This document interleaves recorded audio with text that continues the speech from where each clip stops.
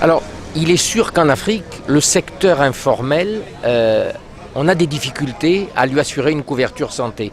Et il n'y a aucun pays aujourd'hui africain dans lequel on a des expériences qui ont complètement réussi.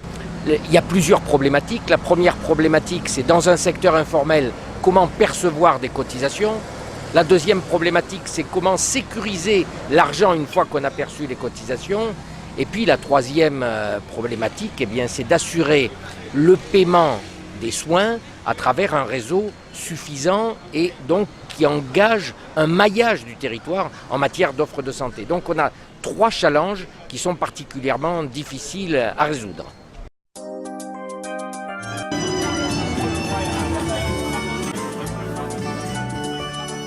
Électricien de l'honneur. Bon, comme d'abord il y a l'assurance maladie obligatoire créée par l'État. Et maintenant il y a une mutuelle d'artisans qui est en train de créer. Et je pense que l'État nous couvre à 110%. Ça aussi, une couverture de 110%. Ça veut dire que peut-être qu'on ne fera plus les médicaments, on ne fera plus les frais de cotisation, je ne sais pas. Avec cette mutuelle, comment ça va fonctionner, je veux savoir.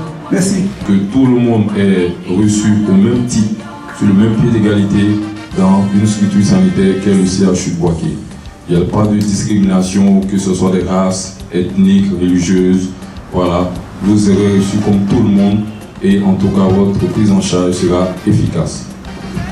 Mais moi je voudrais qu'on me donne au moins une garantie que lorsque je dépose mon contribuable, au moins à la rigueur, en retour, je ne sais pas, c'est un reçu ou bien peut-être un test qui peut me donner une garantie comme quoi j'ai fait mon versement. Et je voulais avoir cette garantie de l'heure. Donc nous quittions aussi. Tout ce qui est protocolaire, régulier, l'artisan n'aime pas. Parce qu'il ne peut pas perdre son temps. Donc les 2 raisons font qu'il reste dans son entreprise. Moi, Ouattara, j'avais mal à la tête.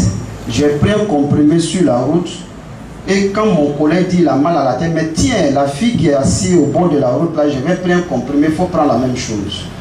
Et naturellement, il fait la même chose. Ce questionnaire nous a permis de savoir qu'à Boaké, il y a 31 OPA, organisations professionnelles artisanales, qui ont été identifiées.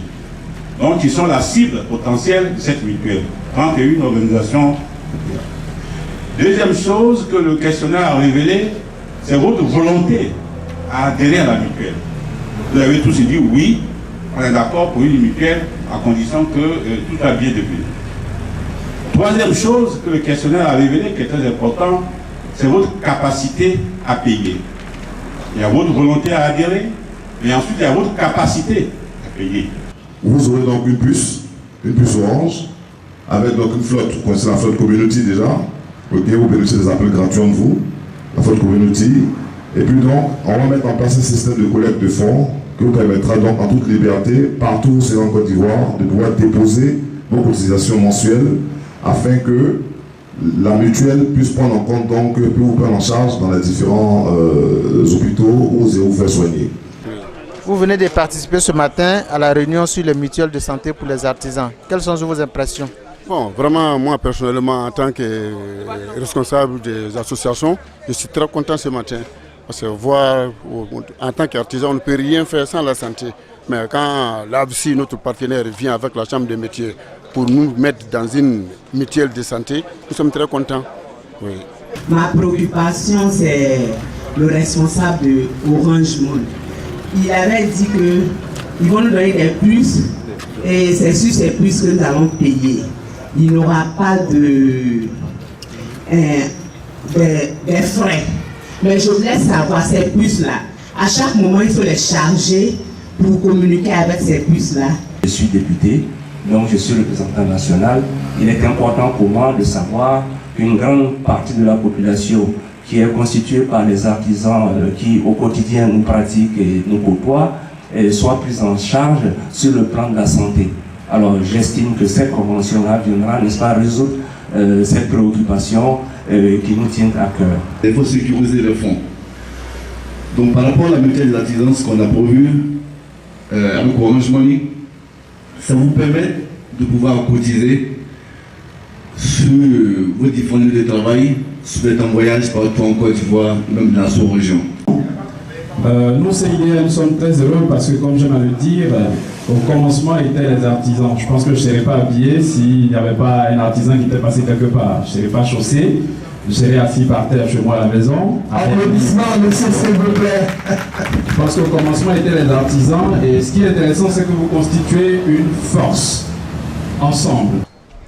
Aujourd'hui, en Côte d'Ivoire, AFSI mène un projet pour l'autonomisation des artisans avec un focus sur cette question de la mutualité sociale pour les opérateurs du secteur informel, notamment les artisans. Et vous êtes un acteur fort dans ce processus. Quelles sont vos impressions par rapport à ce processus? Alors moi d'abord, je suis très heureux de travailler aux côtés d'AFSI dans ce projet parce que je crois qu'AFSI a pris le problème par le bon bout.